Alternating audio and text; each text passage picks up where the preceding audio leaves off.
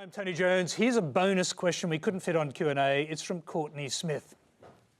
Mr Ruddock, your Religious Freedom Report highlighted existing laws that provide religious schools with the right to reject students and teachers on the basis of their sexual orientation.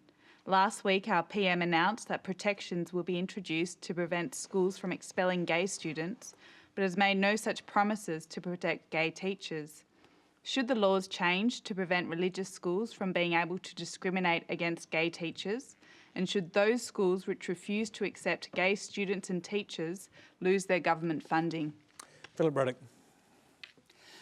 Well, I thought this question would come, but I must say the difficulty I have is that it is a report that I presented to the former Prime Minister and the government, and while there is material about it reported in the media, I don't think you can properly understand the report unless you have read it in its entirety.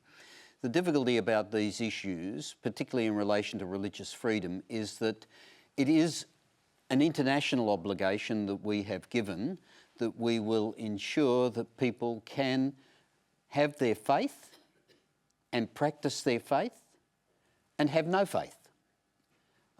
But they also have other rights and entitlements, and there are difficult issues about how you manage other rights and entitlements not to be discriminated against and still give people the right to be able to hold their faith if that's what they seek to do. Well, Philip, thanks to the leaking of elements of your report, we know for sure that schools, religious schools, had the right to actually get rid of gay students. No, what we know... If they wish to. No, what we know... But the Prime Minister has ruled that out now, so he's already changing that element. What we know is the law, and it was recently amended under a Labor government in 1984 to ensure that religious institutions and schools were able to deal with these issues differently.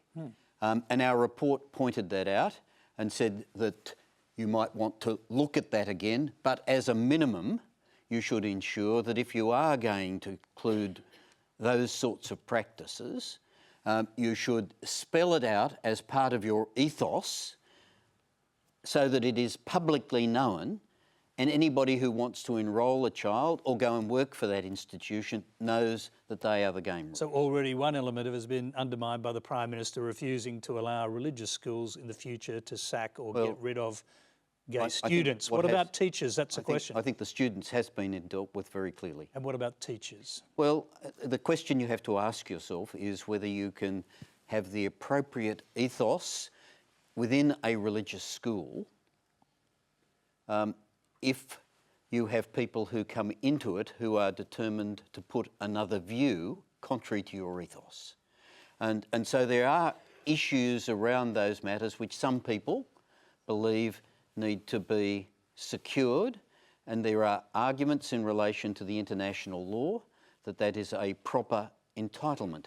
And the view that we took was that if you were going to have those sorts of rules, if you were, and I might say few schools, I mean, this issue did not arise in a large measure in the evidence that we received. We've received very little evidence that religious schools were dealing inappropriately with students, that teachers were being sacked, but we came to a view that if it were to be the case, and that's what's become part of the published reporting, is that you have to make that clear in your rules before people work for you or before you engage the students. Okay, let's hear from the other panellists briefly. And Peter, the government's going to have to face this pretty quickly because that question about teachers is coming into the spotlight soon. Look, it is, and Labor's wedged them on it. I'm not saying that was the reason they did it, but they have, as a consequence of their positioning around teachers, wedged the Liberal Party on this. Look, I don't see the relevance, religious school or not, of a gay teacher teaching maths being at a school that's religious. Who cares? Maybe it becomes more of an issue if they're teaching religious studies and then they're sort of influencing that against the doctrine of the school. But I equally don't understand how you can claim to be a Christian and start expelling students or teachers, because that doesn't seem very Christian to me.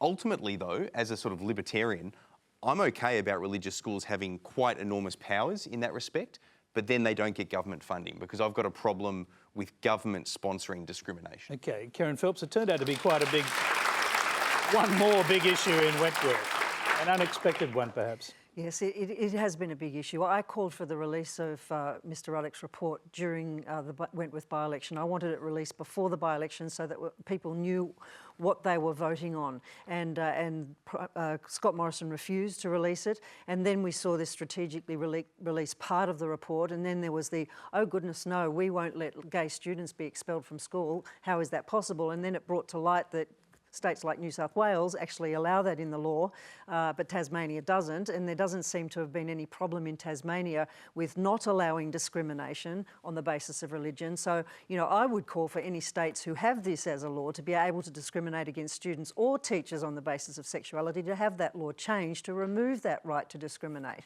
because I just don't think it has a place in today's schools. I mean, if you can imagine a young child who starts school at 5 or 6, they go through with their social cohort and they start to explore their sexuality at sort of 14, 15, 16. And suddenly the school has the right to remove them from their social group at a time when they're so vulnerable, which could lead to mental health problems, to suicide attempts. You know, it's But dark that right's ages. been taken away by the Prime Minister, and we're really talking about teachers. Well, How he can said he Albanese- has. He hasn't Oh, done he hasn't it. done He it said yet. he's going to, Okay. but he You'll be there to make sure he does it, right? yes. Well, I fundamentally agree with Karen's point of view. I do want to see this report, though. It is absurd that it has been sitting there in a drawer since May. Let's be clear with respect to Phillip. The reason why this happened was because of the marriage equality issue. This was a sop to the right wing in the Liberal Party to say, we're going to do this. No, it was to get the legislation through. Well, that's what it was for. yeah.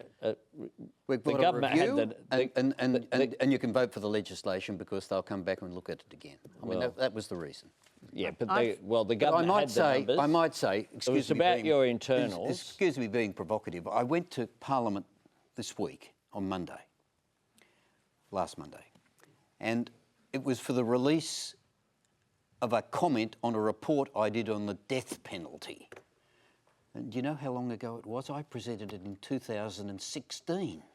Yeah, okay, we're going to have to close it off here. You get one final comment. Can I just I make a comment I about opposed this? discrimination. I went to a Catholic school. My best teacher was a gay male, had nothing to do with his competence. He was an economics teacher. It's one of the reasons why I did economics at university. He was inspirational, great teacher, not an issue. Anne Summers, quickly. I think we've got to go back to remember the Sex Discrimination Act, which was first passed by the Hawke government in 1984, and which included many, many exemptions at that time in order to get it through, and lots of deals were done. And those exemptions over the years have mostly been removed, but one of those that remains is the exemption for religious institutions. They do not have to conform to the Sex Discrimination Act, and that mainly applies to schools. And in 2013, that was extended when the Sex Discrimination Act was amended to include sexual orientation. It was decided by, again, the Labor government at that time to include sexual orientation in that original exemption. And I think that no longer reflects community sentiment. If you look at the vote in Australia-wide for the same-sex marriage plebiscite, this exemption is clearly out of kilter with public thinking and ought to be repealed. Yes. Well, that's where we'll have to leave it. You can watch us on Facebook, by the way, but please thank our questioner, Courtney Smith.